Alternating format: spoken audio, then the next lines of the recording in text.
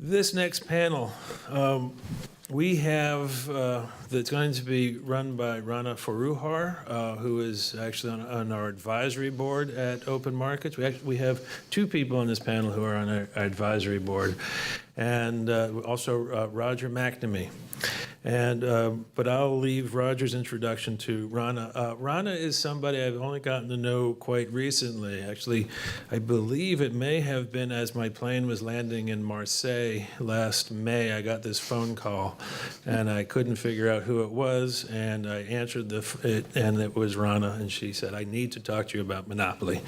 So that was how we sort of first connected, and Rana, it's been just terrific to get to know Rana the last year, a little more than a year. She is one of the best voices on this issue in journalism, and she is, she's also one of the most hard-traveling people in journalism. I mean, when I do talk to Rana, I don't know where she was when I was in Marseille, but it wasn't in her home in New York. And when every time I talk to Rana, she is someplace else in the world. Just very quickly, Rana is the global business columnist. These are just to get the official titles out of the way. The global business columnist and an associate editor at the Financial Times, and she is also CNN's global economic analyst.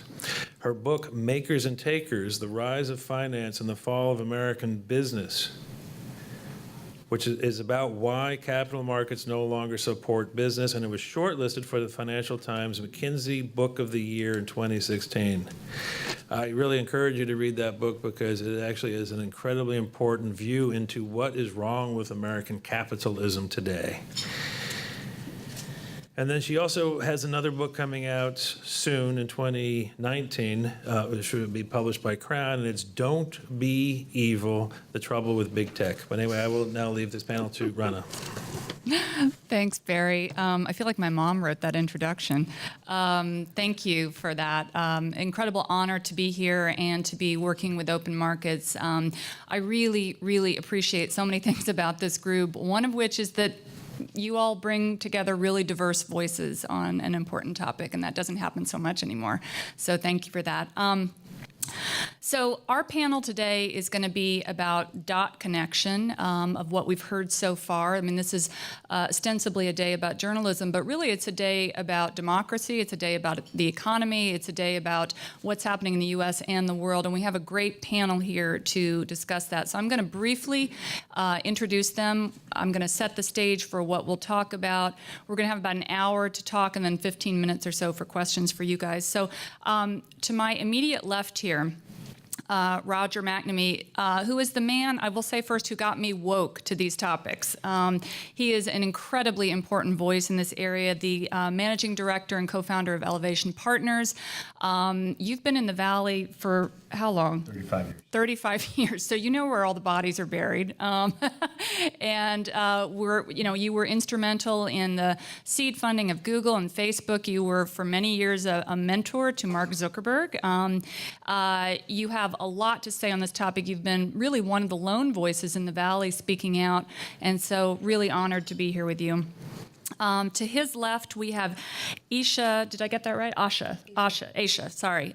Esha Bhandari, who is a staff attorney at the ACLU in the Speech Privacy and Technology Project. And the ACLU has been really speaking out and becoming an important voice around things like Amazon, facial recognition technology, privacy issues, civil rights issues in the tech space. So really happy to have you here as well. And then to her left, we have Sally Hubbard, who is a senior editor at the Capital Forum. She is in the tech antitrust enforcement area. She specializes in data regulation and has looked really in quite interesting detail at the big tech platform giants. And she has really connected the dots between fake news and monopoly power and looking at how those two things are related. So we're going to tease her out on that a little bit later. And finally, at the end here, we've got Marc Rotenberg, another person who knows where all the bodies are buried, president of the Electronic Privacy Information Center. Marc was really crucial in the series of complaints to the FTC, Google DoubleClick in 2007, Facebook WhatsApp in 2014. Google Nest 2014.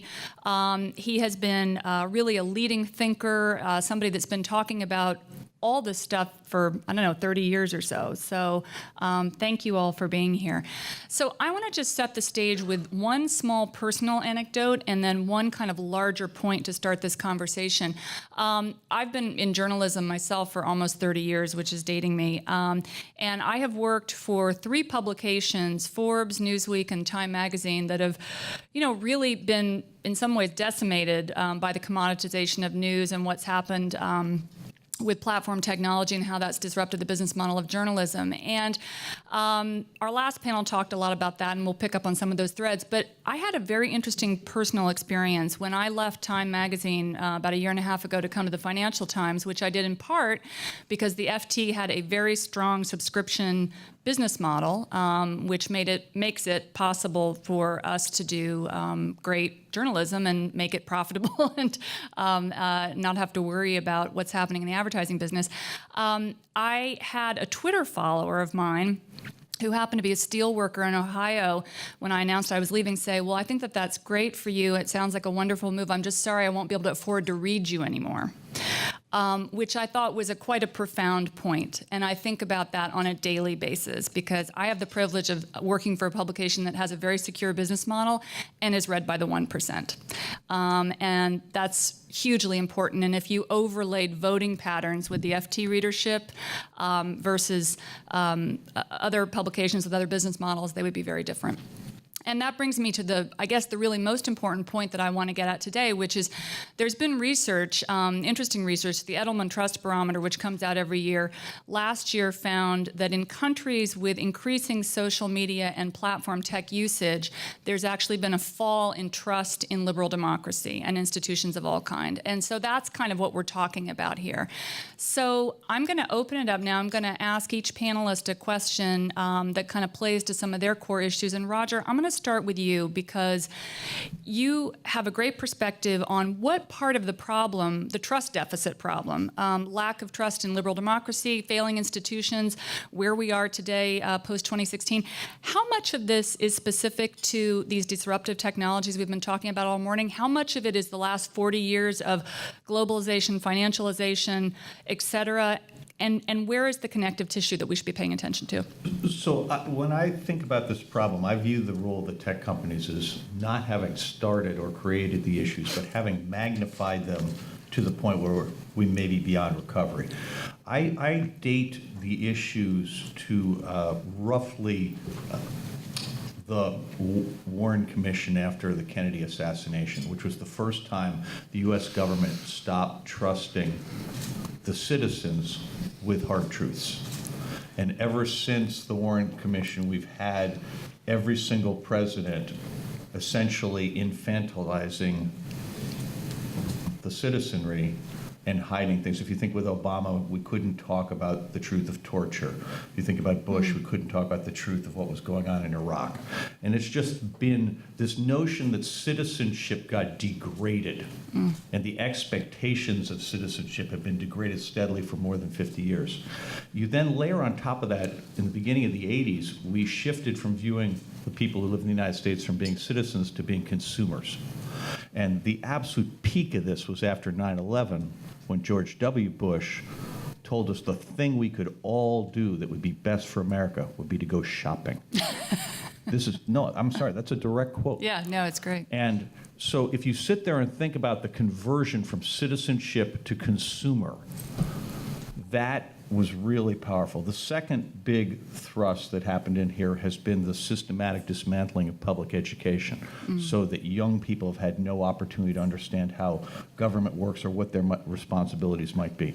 So if you sit and think about the combination of those two things, essentially when you make people into consumers instead of citizens, you're telling them you don't have to give up anything. You get exactly what you want. Right? It's the Burger King, have it your way model. And so if you think about that as the setup in 2004, when Facebook starts and when Google goes public, they were the perfect products for a country of people who expected to get things their way, right? Their whole notion was, hey, no disturbing facts. We're just going to give you what you want. And if we don't like what you want, we're going to manipulate the way you see things and perceive things in a way that we can drive you to a place that we profit from. So I look at from a contextual perspective that the problem that we have here is that these companies went after democracy from two different directions. The first direction they went to was that they essentially broke the dialogue by first creating filter bubbles that allowed people, essentially in Facebook's case, to have 2.2 billion Truman shows. Everybody has their own reality. And what happens is if you're in a filter bubble long enough, you then develop a preference bubble. And this is something that Clint Watts has come up with, which I really like. And what happens is filter bubbles imposed from the outside, but a preference bubble is you're in a tribe, you identify with your tribe, and then you consciously exclude voices you do not like. So you block people and all of that. And so, you know, Facebook did the preference bubble thing like nobody before. But the second thing they did was to destroy the economics of the countervailing force. And, you know, that being journalism and, I think for lack of a better term, fact, right? It essentially devalued fact and replaced it with whatever was trending.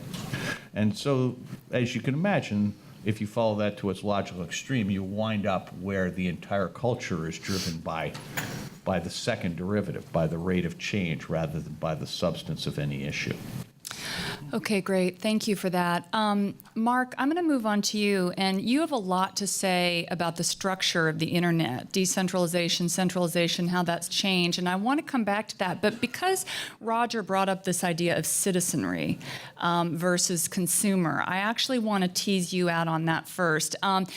We heard the Assistant Attorney General early evoke Justice Brandeis and talk a little bit about the view of antitrust in relation to Brandeis and sort of linking the justice's views with consumer welfare. But there's another point of view, which Barry put out, that this is really about the welfare of the citizen. So I'd like you to pick up on that thread for a minute and give us some of the history of that, and then we're going to come back to architecture. Sure. Well, let me begin by saying that I wear several different hats. At EPIC, we are focused on emerging privacy and civil liberties issues, and I want to point out that we've always seen ourselves as great allies for government transparency and a free and independent press, which, by the way, Brandeis was as well. He is well known in the privacy world for having penned that dissent in the Olmstead case, which was taken out of context for reasons I will explain in a moment by the Assistant Attorney General.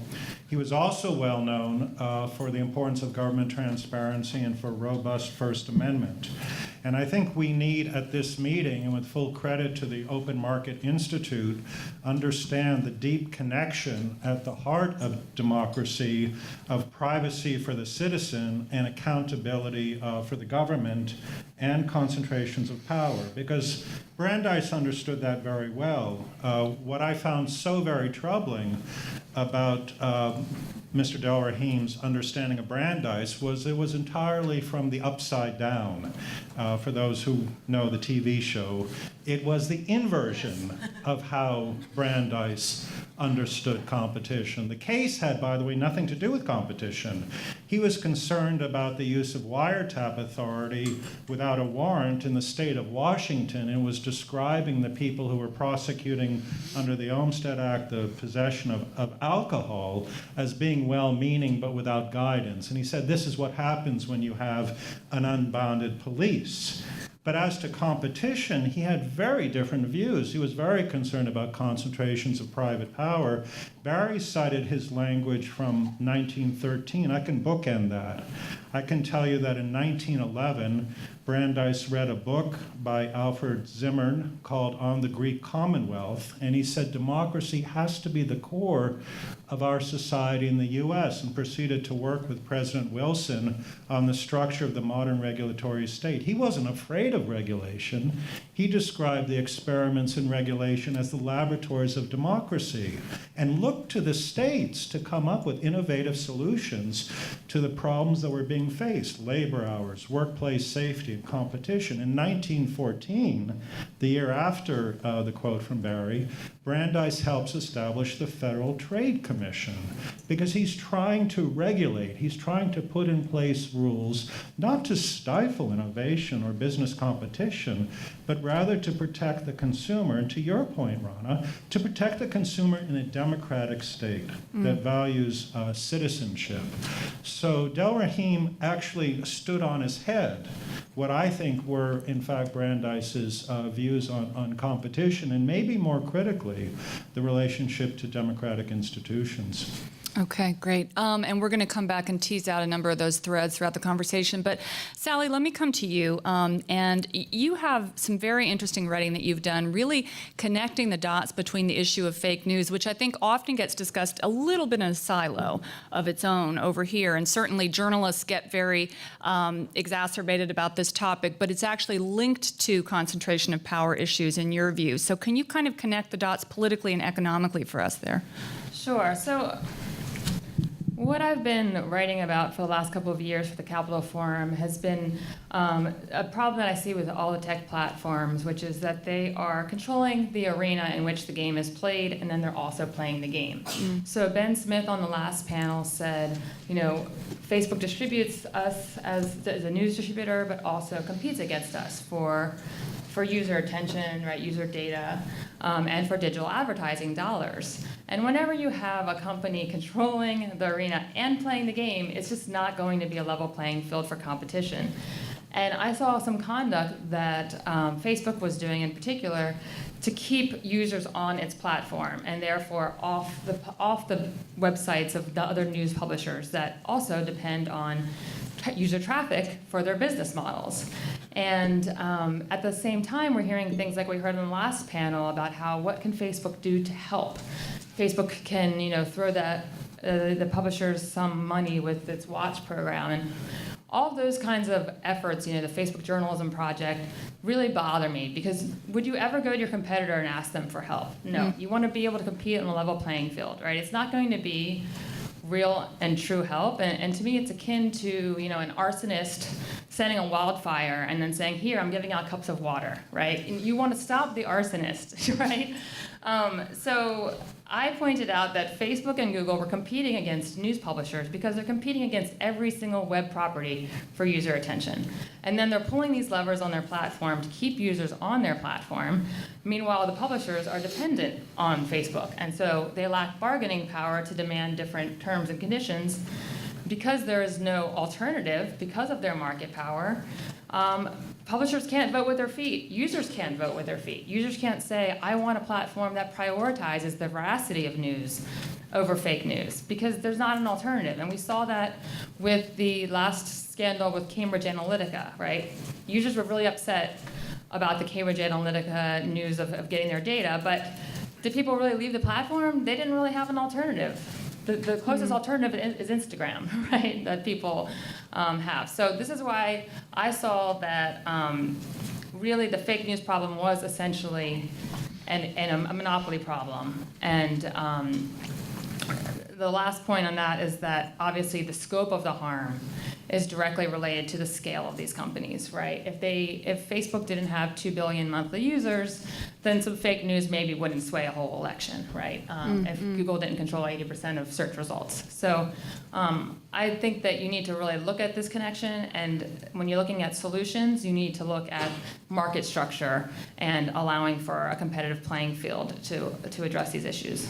Okay, great. So, Esha, let me come to you now and talk a little bit about what the ACLU is doing and how you guys are thinking about this area, because you often kind of set ideology when you come out on an issue.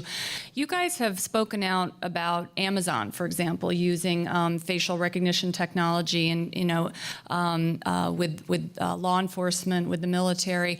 I did a column recently, actually for the FT, looking at all the ways in which the public and private are coming together in really kind of incredibly disturbing new ways around law enforcement. And companies are really being allowed to decide a lot of what happens now in the law enforcement sphere. How do you guys think about that?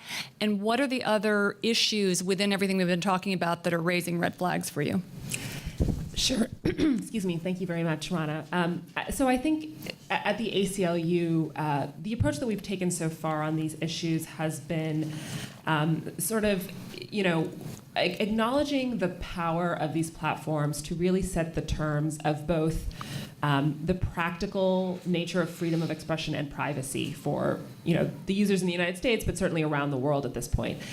So while our sort of constitutional orientation and our legal arguments are by necessity directed at government attempts, law enforcement activities that raise constitutional concerns, or censorship efforts that raise First Amendment concerns, we still engage with the platforms on their policies because we know that the choices that these handful of most powerful platforms make essentially, at this stage, determine freedom of expression in this country. So, for example, on content moderation, we've been very strong, I think, in both acknowledging that any attempts at government content moderation demands or mandates both raise serious First Amendment concerns, but also are a slippery slope because these content moderation demands are coming from governments around the world. Sometimes direct mandates, sometimes heavy-handed pressure, and that raises real concerns for us.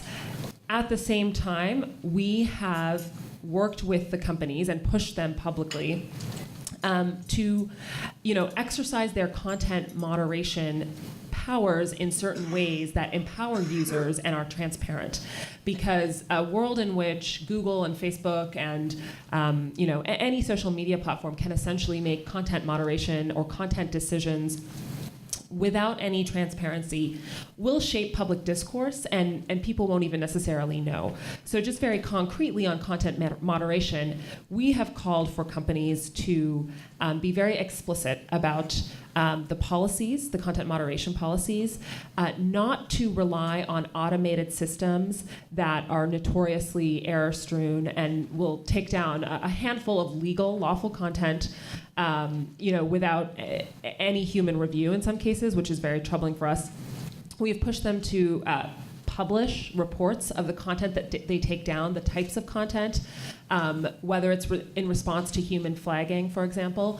And we've also pushed them to allow users an appeal process. So users who have their content taken down should be able to appeal that with the companies.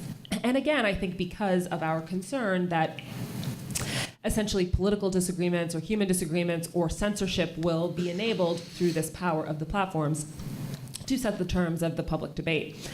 On privacy, I'll just say briefly, Rana, you mentioned the Amazon work that we've done. Our concern here, again, is the practical power of the platforms. Excuse me.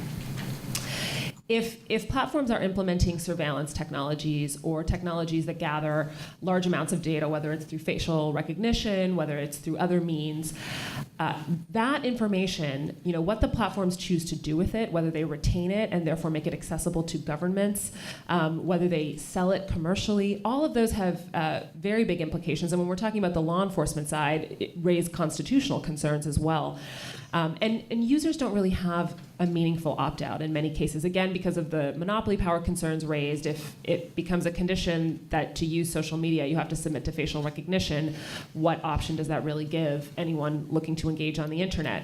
So similarly with, I think, data collection policies, we've been really vocal about meaningful opt-out, meaningful consent, not papering over sort of the business model, because it raises concerns on a consumer privacy level, but also this vast collection of information is then, it can be a tool for social media to be sort of a permanent surveillance platform, and that's a real concern for us. Do you want to jump in?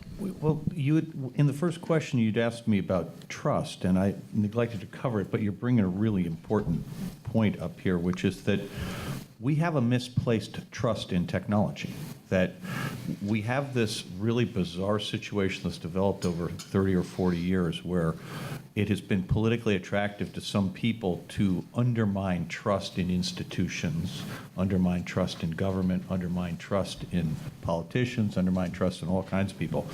And weirdly, technology has managed to slide through all that without any negative consequences.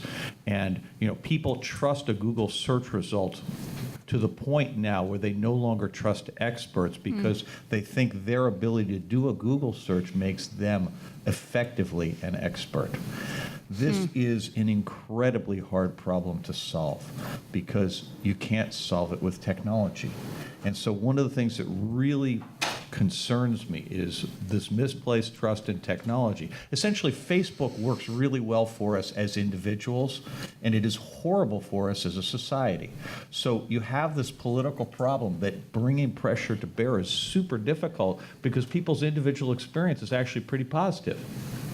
And they don't factor in, people are notoriously bad at forecasting. They're also incredibly bad at attribution, right? And so these things they're out there in the environment, and it worries me. You're putting me in mind of something kind of amazing. I went back actually recently and read Sergey Brin and Larry Page's original paper on search at Stanford, and at the very end of it, in like Appendix 18 or something, it is in fact a paragraph looking at the problems of the advertising, hyper-targeted advertising business model and how easy it would be for companies or, public entities to misuse that. How did everybody kind of knew that this was going to be a problem, arguably. Oh, no, they definitely did. How did we get from there to here? The Google one's harder to... the Google one, they just literally essentially swallowed a pill knowing there was a problem. Facebook is different. So one of the things to understand contextually is the technology industry operated for 50 years, from 1950 to 2000, in an era where there were massive engineering constraints. We never had enough processing power. We never had enough memory, storage, or network bandwidth to do what we really wanted to do. And so, if you think about sending people to the moon with, roughly the processing power of a Timex watch, which is to say nothing,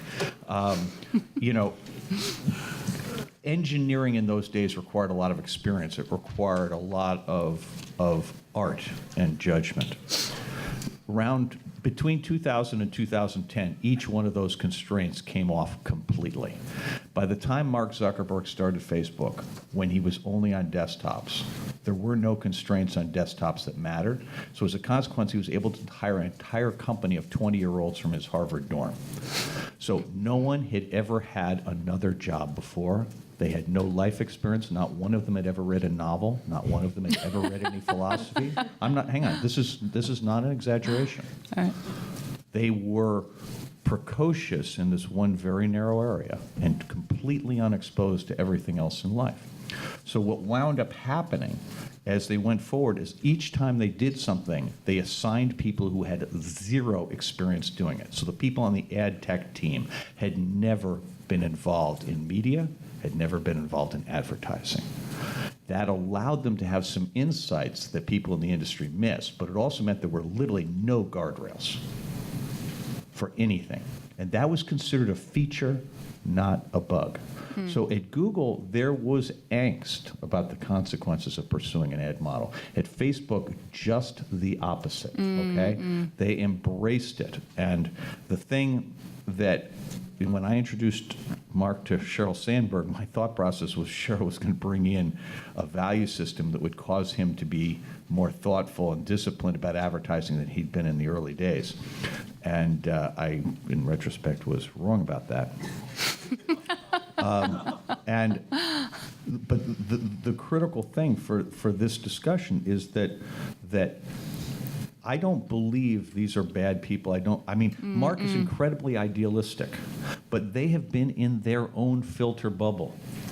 They went for 5 years where everything they touched turned to gold. They got a Midas complex. And Marc believes he's given the world this incredible gift, and we are not sufficiently appreciative. Right?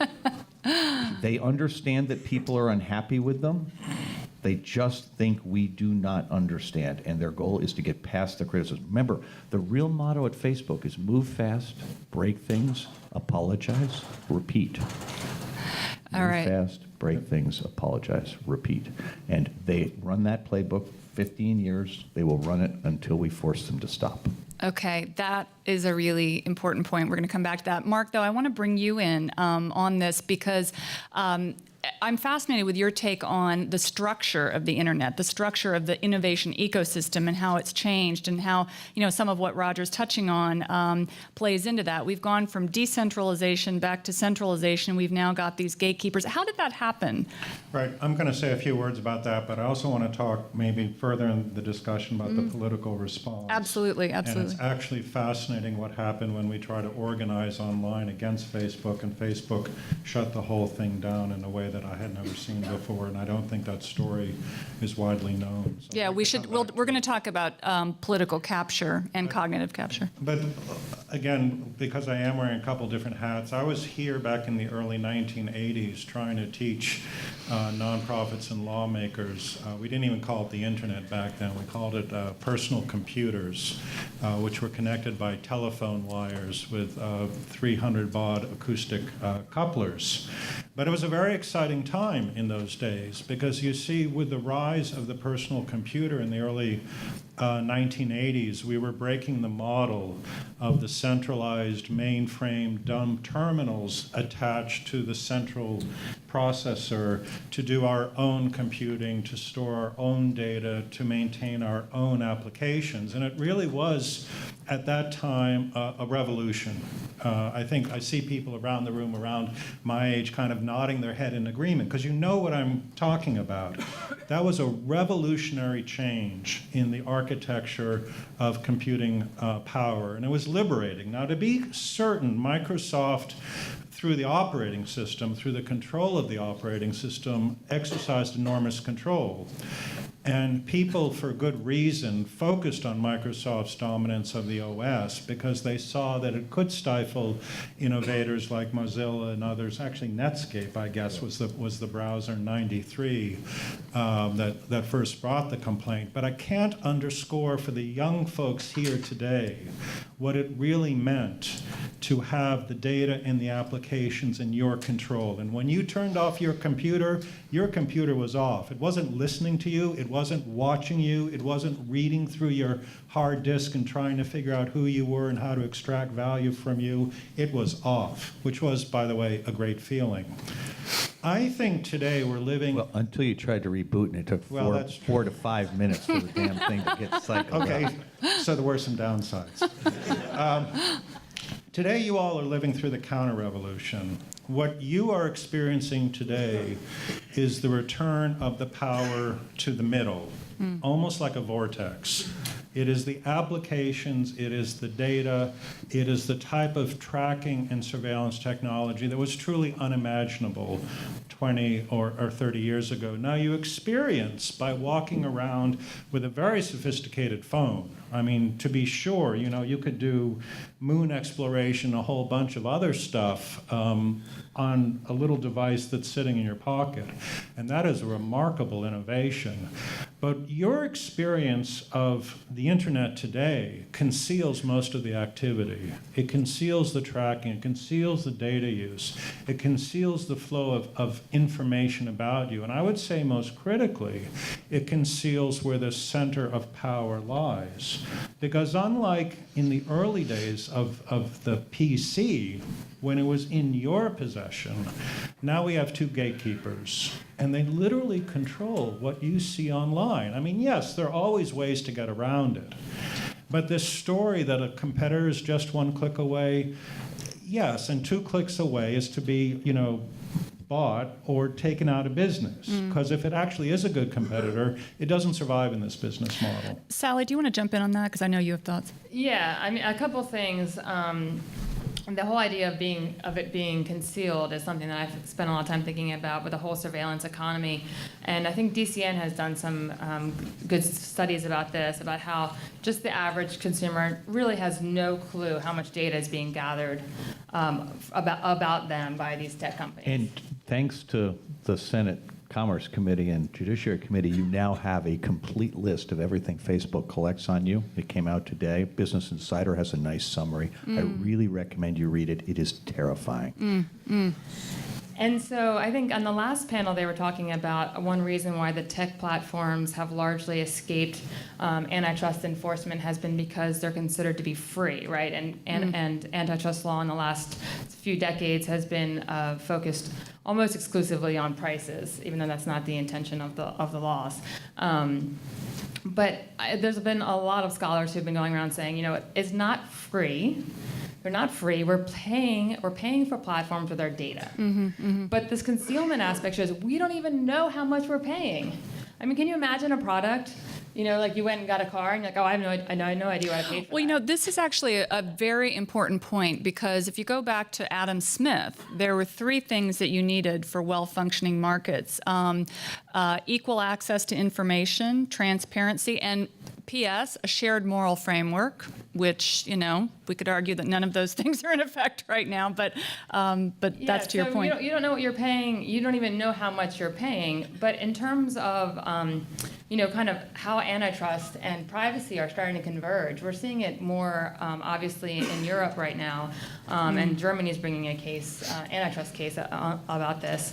But if you think about it, antitrust law, if we can't solve monopolies by promoting competition, what ends up happening is they get regulated as utilities, and what's done is rate regulation, right? So what's the rate? What's the payment here? It's data. So actually, data protection might be one of the ways that you would go about addressing the kind of monopoly rents that we're paying of our data. Esha, I want to ask you to pick up on this and also kind of link the transatlantic dots a little bit in terms of privacy. So GDPR has just rolled out.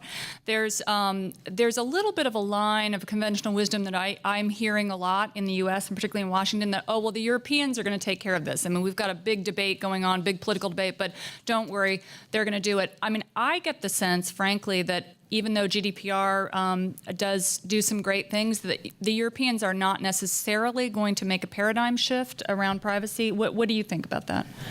Well, I think it definitely remains to be seen what the effects of GDPR are and what that does for the platforms in the United States. But I think I want to draw on the link between the privacy concerns, the opt-out concerns, and the free speech or freedom of expression concerns, because I think the same fundamental framework applies where users might say, I would prefer to use a platform and pay a little bit for it and they don't take my data, or maybe I would prefer to use a platform that doesn't keep all of this data for years on end or indefinitely, such that law enforcement in the United States and around the world could then access it.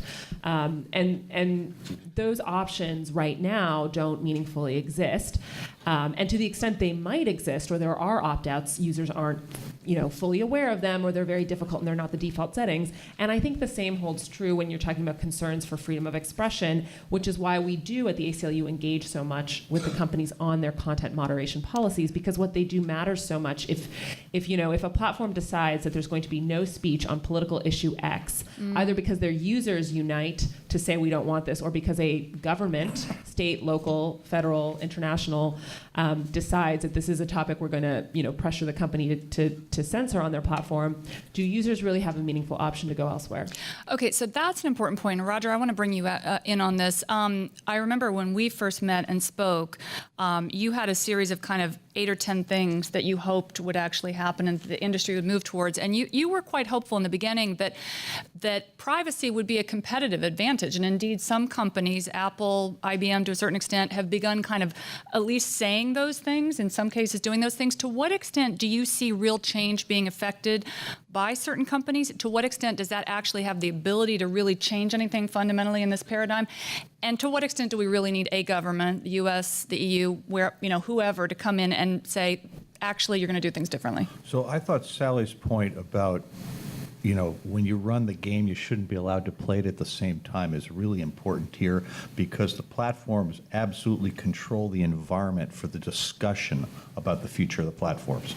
And that has caused a dislocation.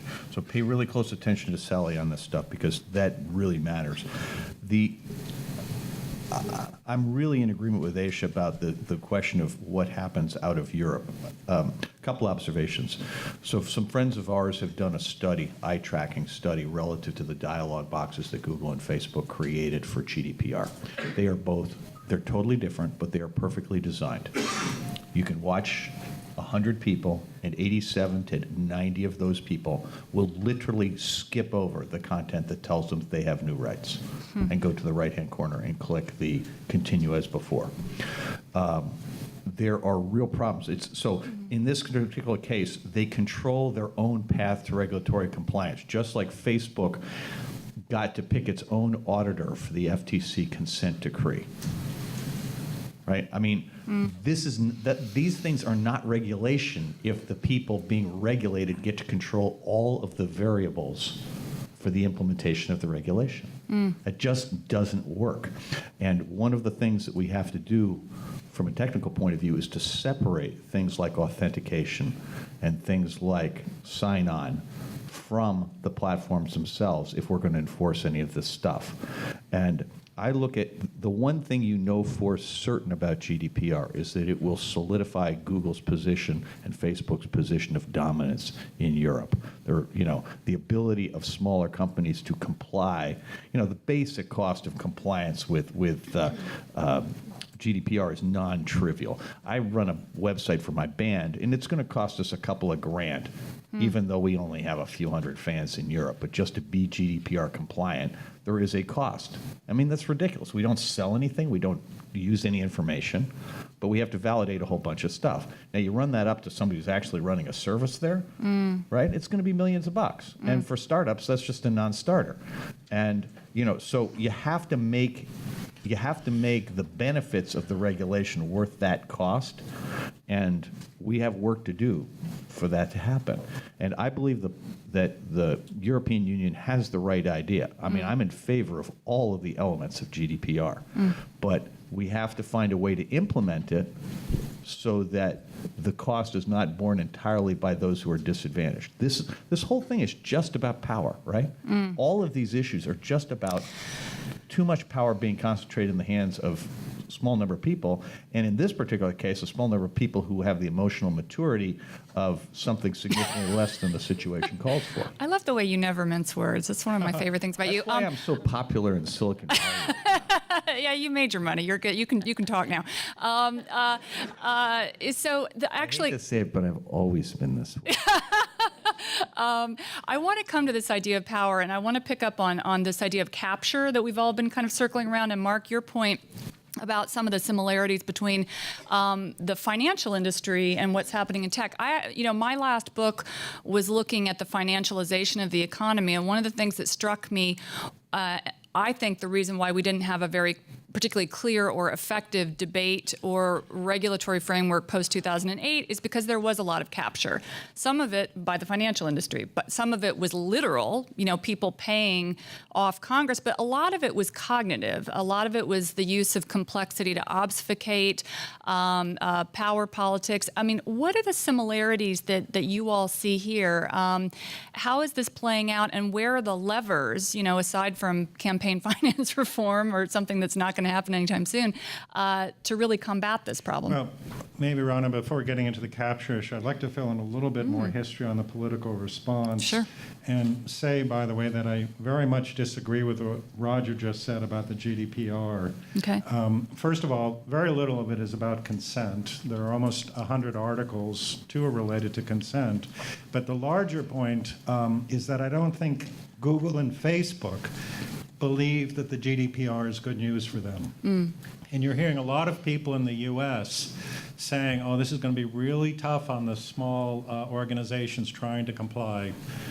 That's not I don't think that's accurate, and I just want to put that out there, but we can have a larger discussion. What I wanted to talk about relative to Facebook, however, was the online political response, because it does support a number of points that the other panelists have made. And as I said, I do wear several hats in this debate. I organized, I think, what was the first modern consumer privacy protest against Lotus back in 1990 when they launched a product called Marketplace. And the aim was to make the personal data of American consumers available to business. They were actually doing it on a CD-ROM. And by the way, I've got no problem with technology or innovation or business or any of that, but I do think people have the right to control the collection and use of their personal data, particularly when they're not aware that it's being collected and used in this way. And we launched a campaign against Lotus. We had 30,000 people sign a statement. It was actually not Mitch Capor at the time as the CEO, it was somebody who had followed him. And Jim, that's right, it was Jim Manzi. And to Manzi's credit, they actually backed off. They said, we want to be a responsible company. We understand there's a concern. Maybe this is not the best way to do marketing. And to Lotus's credit, they backed off. We also launched the first petition on the internet to oppose the NSA's Clipper chip. I don't know how many of you are familiar with that. That was the early days of the crypto wars. That was literally the first crypto war. And we were opposing the NSA's efforts to build in a back door. We had a letter signed by 42 experts. We put it online. People said, I don't know what encryption is or Clipper is, but we kind of agree with you. And in 6 weeks, I had 50,000 people, which, by the way, in those days, that was like half the internet. Or that was a lot of people. And the White House said, okay, good point, we'll back off. We thought we had won. Then Snowden released all the documents. We realized we had actually lost. But sometimes those things happen. Now, the reason I'm giving you the backstory is because when we did a campaign against Facebook, which was proposing to change its terms of service so that it could make use of user data in ways that people had not agreed to when they signed up, there were 150,000 people in US and Europe who signed onto a group called Facebook Users Against the New TOS. And from that campaign, we had meetings with Chris Kelly. We got a statement of rights and responsibilities. There was a whole mechanism, actually, for democratic accountability between 2007 and 2009. I'm working on a book on this. Sorry, a little long. But here's the punchline. Facebook backed off its commitments. We went to the FTC with our famous complaint that resulted 2 years later in the consent order that Congress talked about when Zuckerberg testified, and they shut down all political groups on the platform and prohibited the use of the name Facebook or any similar mark for any user group on the platform. Now, if you want to talk about online democracy, and I'm talking to you in this crowd, you're all very sophisticated, but I suspect very few of you actually know that in 2009, Facebook prevented users from using the company's name in any group. Think about the political consequence of that. Think about the inability of people within the community, within the political context, to work with one another and say, Facebook users for better privacy, Facebook users against the WhatsApp merger. All of that was stopped. You need to get to that history if we're going to solve some of these problems today. Okay. Sally, do you want to jump in on that point and the power issue as well, and how, basically, do we need to rethink antitrust to fix this? Yeah, I think I was a little troubled by the last panel where it was a lot of kind of trying to figure out, Ben Smith said, well, I know Facebook is facing a real challenge to fix this problem. And I just think if we think that Facebook is unable to fix this problem, we're fooling ourselves.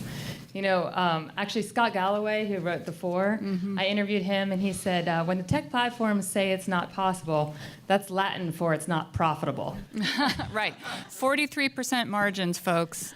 Julia explained earlier on her on the last panel how she was able to build an algorithm that identified political advertising, but the Facebook algorithm is not as good. And I think Julia is great, but imagine the resources of ProPublica compared to Facebook, right? Yeah.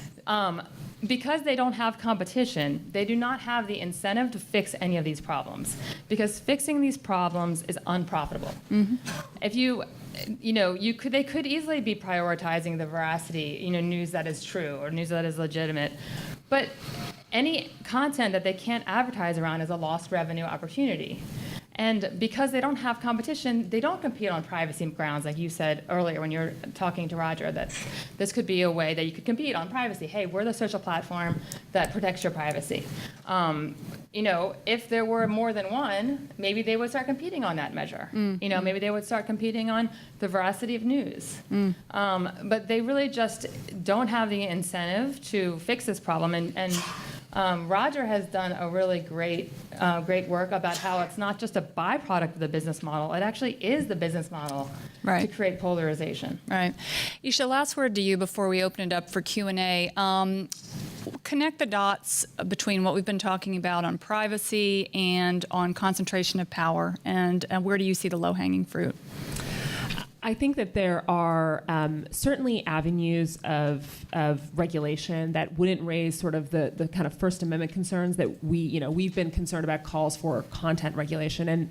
And in areas like privacy and consent and disclosure requirements, I think there's some room.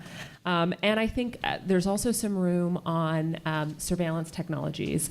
Certainly we've seen a move in the states in many cases to implement broader technology and privacy laws than exist on the federal level, and we've really been pushing those while, rather than waiting on the federal level. So I think there's been a two-pronged approach that we've taken, and there is room there. One is advocacy with the companies not to engage in certain data practices, data collection, retention practices that are really troubling, not to cooperate in certain surveillance programs that both have privacy and freedom of expression and association implications. But then also there has been a push, I think, for privacy protections on the state level that could be a model for a federal approach. Okay, great. Well, I have a lot more questions myself, but I want to give you guys a chance to weigh in. So if you want to just catch my eye, raise your hand, and introduce yourself. Let's start back here. And make sure that there is a question mark at the end of your question. Hi, Rick Lane. My question is about, the last panel talked about advertising monopoly. My bigger fear is information monopoly and policy debates. And what I have seen in my years of working up on the Hill is the manipulation of policy debate by the algorithms of a Google or a Facebook to really mirror what their views are. So I was heavily involved in the SOPA-PIPA fight, the recent fight on FOSTA-SESTA, and we would have thousands of stories that are positive, but if a young staffer is on Capitol Hill doing research for a member on FOSTA-SESTA or SOPA, and the first 20 things that show up are all negative, they're going to tell their bosses, God, this is a horrible piece of legislation. And so the question to the group is, as we're looking at monopoly, it can't be just about advertising dollars, which are important, but also has to be some type of transparency on what people are seeing. Because I know Gene and others have worked on with ABC, NBC, and CBS in the old days. If that was all controlled by one company and the news you got was all one company, we would go nuts because it would be the same stories. And that's what we're seeing online between Facebook, Google, and others who tend to be in alignment on policy issues, and then that manipulation comes down to what people see. Sally, do you want to sound off on that? Yeah, I want to say this is certainly another consequence of the market power and the monopoly power, and I wanted also to, I realize I didn't present solutions to this. So solutions, we've heard a lot of people saying we need to break up the tech platforms. That's certainly an option, but it's hard to do that under the law. So other solutions from an antitrust perspective would be to actually enforce against a lot of the monopoly leveraging that's going on, which is, like I said, when they use their privileged position as the controlling the arena to prioritize like content that serves their needs. I've called this platform privilege, and it's done in so many different ways. The Google search case, Google Android case are other examples of that.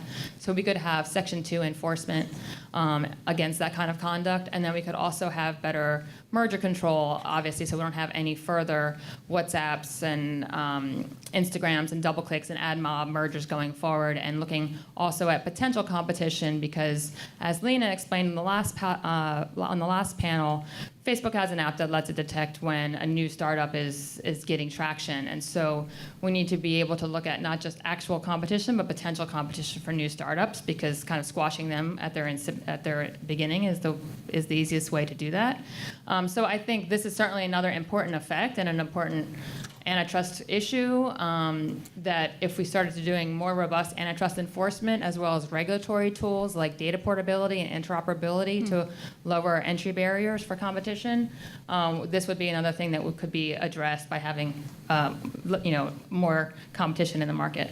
Marc, go ahead. I just wanted to share a story. It's a very important point you raised, by the way, and it's frankly why I am more concerned about Google and Facebook's monopoly behavior than some of the other large tech firms, because when you control information, that really is omniscience, and it's something new and truly scary.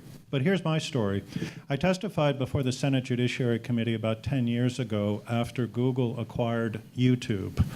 And I noted that prior to Google's acquisition of YouTube, the company used objective rating metrics. It used the rankings assigned by the users, which was transparent, and it used the number of hits, presumably which could be verified. And by the way, at that time, we're a public education organization working in the privacy field. We had several videos ranked among the top 10 on YouTube pre-Google under that rating schema. Google acquires YouTube, and they change the rating schema to relevance, which, by the way, is a proprietary algorithm. It's opaque. And guess what happens? Our videos go down, and Google's videos about their privacy policies, about how to implement various things, begin to rise. And it's all documented, by the way. For people who are interested in this issue, again, you really need to look at the history. You can see in the change from an objective rating system to a subjective proprietary system what the consequence is. And it's one of the reasons, by the way, we promote algorithmic transparency. We have a complaint pending before the Federal Trade Commission. There's some company rating young athletes. You no longer get to talk in terms of, 1 minute, 56 second, 800 time. Now a company will assign your child a 9.6 rating for the running ability. And you don't know why it's 9.6. It's remarkable. Do we need Roger, I want to hear what you have to say, but I'm curious, do we need like a FICA score on algorithms or some kind of method? No, we need to make the score transparent. That's the problem. We are all constantly being scored. We're being scored by the private sector.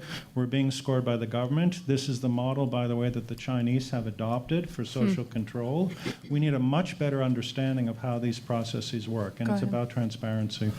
And Marc, you made a point earlier that I want to reiterate because it directly goes to your question, which is that it used to be that the First Amendment was about protecting people who were in the minority and giving them the ability to speak without fear.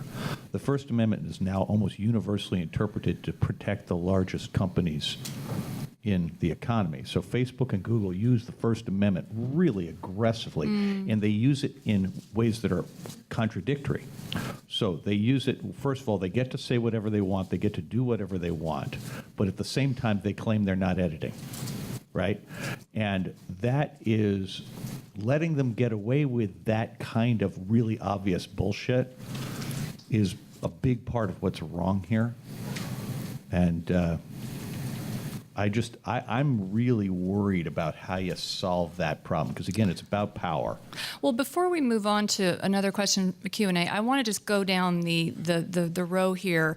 Open Markets, Barry has written a lot about how we need to really go back to an older interpretation of monopoly around political power, and we've been hearing about how the data market research is nascent. We don't really understand full implications yet, but what do you all think about that fundamentally? Do we need a rethink of what monopoly power is about? Roger, and then we'll go down the line. Yes. Okay. I mean, I think, what I said before, I think that this is maybe it's a unique issue because it's a monopoly power in the forums that people now use for speech and expression.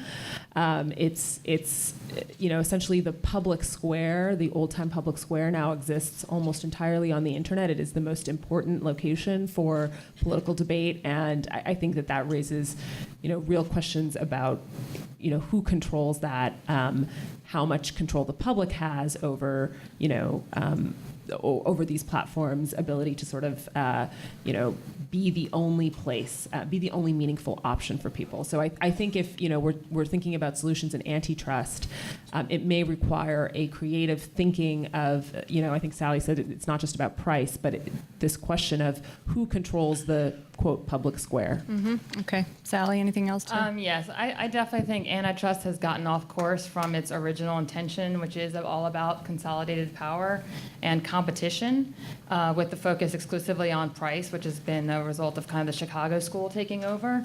And I used to be an antitrust enforcer at the New York AG's office, and I know that there's real constraints facing enforcers because a lot of the case law has been so heavily influenced by the Chicago school. So it's much harder to win cases because there's just very bad precedent.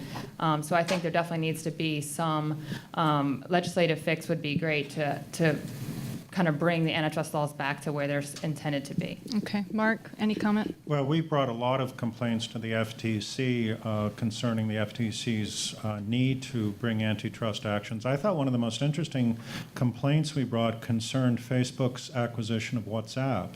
WhatsApp was a really cool product and had a lot of followers, connected 500 million user base, collected very little data, was very secure, widely liked, and the whole issue there when Facebook was going after the company was what would happen to the data of the WhatsApp users. There was your market, right? People said, I'm not interested in Facebook, I want a messaging service. They signed up for WhatsApp, and we went to the FTC and we said, you have to enforce those privacy policies, because if you don't, the market collapses, you see.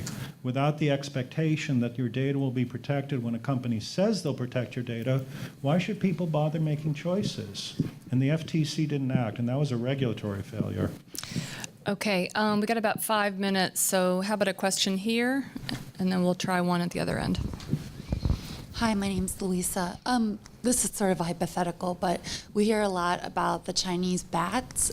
So should we, as consumers, encourage their presence in our market? Because A, that's competition, but more importantly, there's a lot of fear around Chinese companies collecting our data, and that will force greater legislation or action, like in Congress, et cetera. So I'm just curious, is that something as consumers, not necessarily policymakers? That's a really important question. We could do a whole nother hour on China. Does anybody want to take that? And also, does anyone, just to kind of take that further, have any thoughts about the argument that I hear now from some of the U.S. companies, which is that, don't regulate us, don't break us up, because we are the national champions against China. Roger, do you want to take that question? Well, so there are several fallacies embedded in that argument. The first is that artificial intelligence is one kind of thing. So if you want behavioral modification, artificial intelligence, Google and Facebook absolutely dominate. And so if behavioral modification is what you want your artificial intelligence to do, then that argument is sound. For national security, I don't think that is, in fact, what it's about. And the one observation I would make is the shortest unit of time in the universe is how long it will take either Google or Facebook to do whatever the Chinese government asks them to do for access back into China. Right. So that's the other fallacy. So okay, very good. Is there one more question over here? Barry, do you want to, or you were just giving me the time clock. Okay, how about right back in the back there?